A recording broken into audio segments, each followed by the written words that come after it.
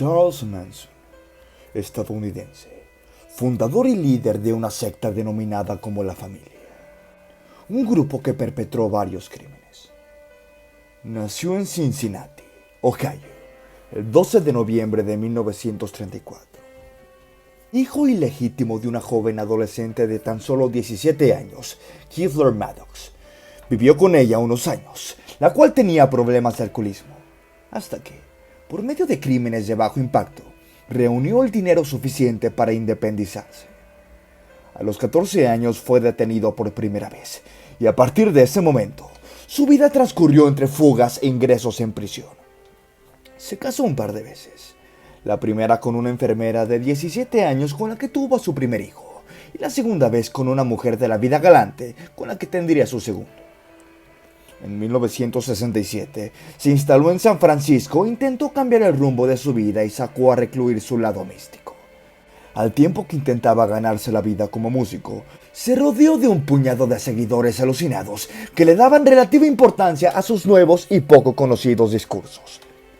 Manson decía haber encontrado un significado de la canción Helter Skelter de The Beatles, interpretando en ella que los afroamericanos iniciarían una guerra civil contra los blancos, de la que saldrían vencedores. Y aunque no lo creas, con esta breve sinopsis de sus ideas, consiguió manipular a miles de personas. Manson daba largos discursos a sus seguidores, en los cuales hablaba de la llegada de un supuesto apocalipsis. Sus teorías se basaban en una libre interpretación de la Biblia y en mensajes ocultos de ciertas canciones. Junto con muchos de sus seguidores, se mudó a un rancho en California y conformó lo que se conoció como La Familia.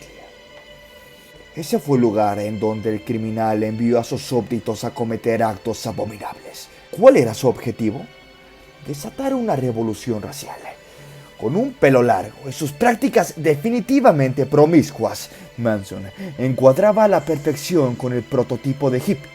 Sin embargo, bastante más sádico.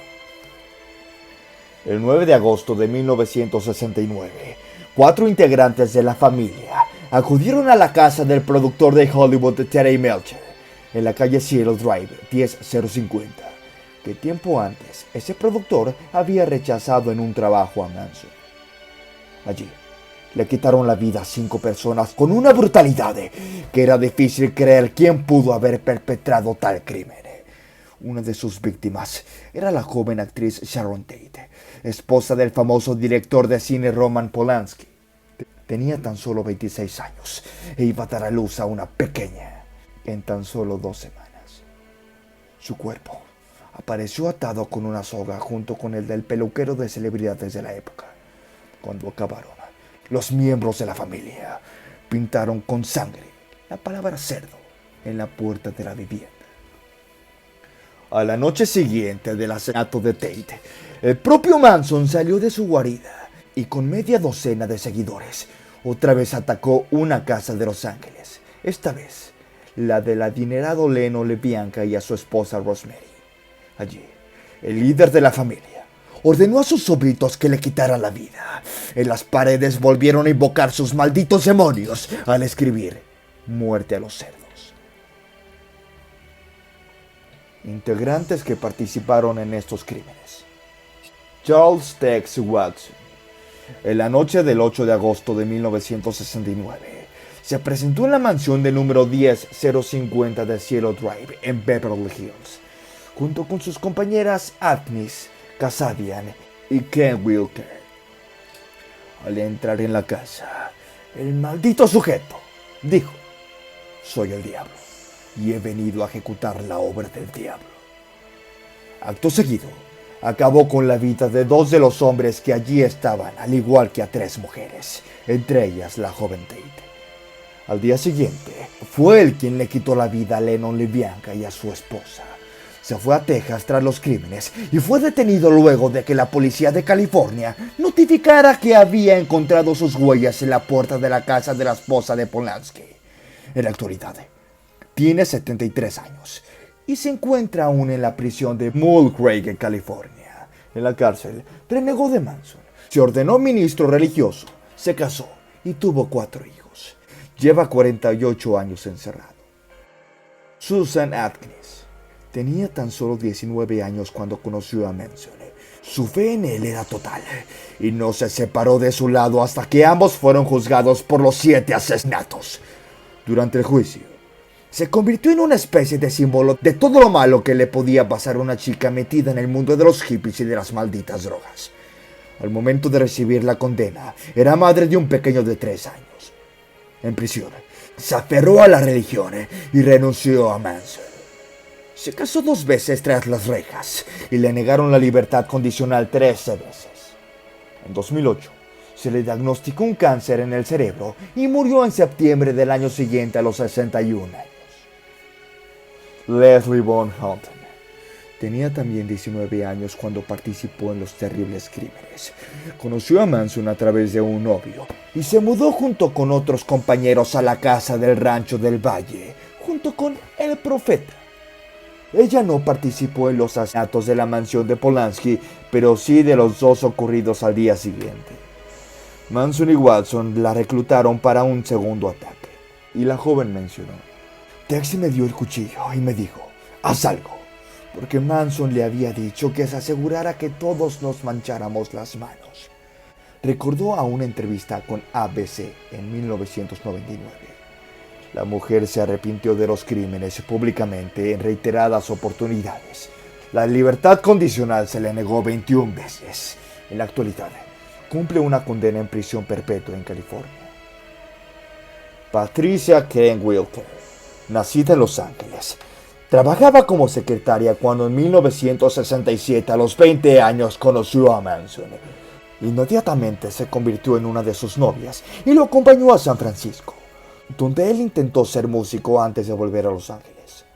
Participó en las 2 noches de terror de agosto del 69 y fue condenada por 7 cargos. En una entrevista publicada por The New York Times en 2014, aseguró: Cuando pienso en mí, lo que más me viene a la cabeza es lo cobarde que fui. En la actualidad, tiene 73 años y lleva 50 años en prisión.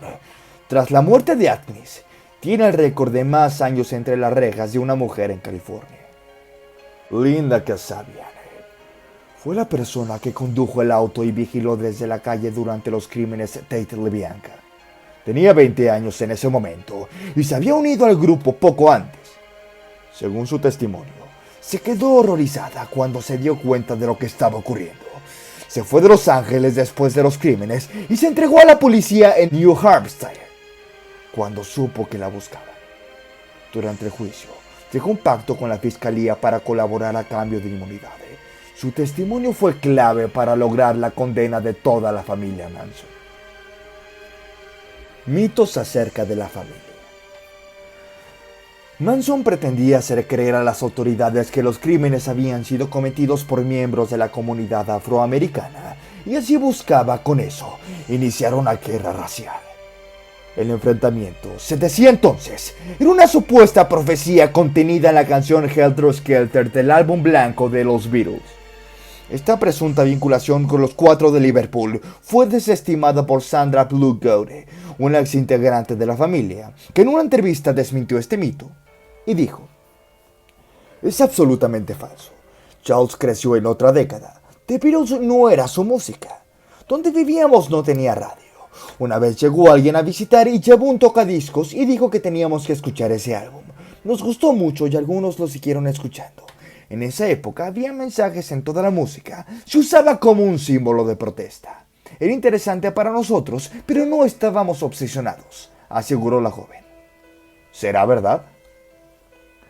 Antes de ser juzgado, Manson concedió una sola entrevista a la edición estadounidense de la revista Rolling Stone. Solo hay uno. Soy el único. No me importa lo que las otras personas piensen. Solo hago lo que mi alma me indica. Esto fue lo que respondió cuando le preguntaron si se consideraba un líder. Y solo me pregunto, ¿qué es lo que tenían en la cabeza estos jóvenes? O aún más, ¿con qué inteligencia utilizaba las palabras Charles Manson para crear un número significativo de seguidores e incitarlos a cometer este tipo de actos atroces? Sin duda debió ser un hombre bastante inteligente, que desafortunadamente utilizó esta virtud en algo verdaderamente negativo y deplorable para él y para la sociedad. Déjenme en la caja de comentarios cualquier opinión que tengan respecto a este peculiar y maquiavélico personaje, amigos y amigas, que nos interesaría mucho conocer su opinión. Aquí su amigo Pepponstein reportándose. Un saludo.